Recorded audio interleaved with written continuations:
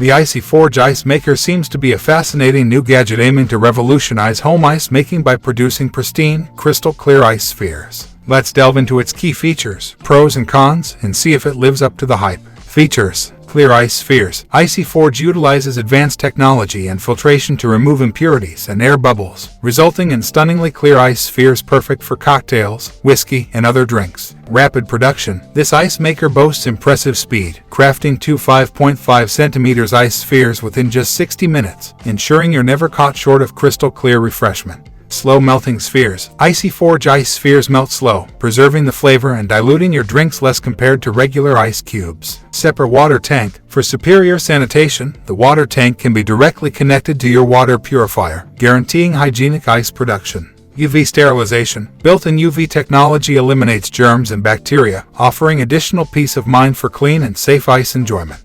User-friendly controls. A single-touch panel allows for effortless operation and monitoring of the ice-making process. LED light alerts. Convenient LED lights keep you informed on the ice-making status and potential water level changes.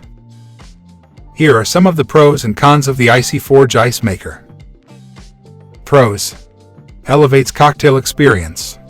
Convenience and speed. Sustainability. Hygienic and safe. Easy to use.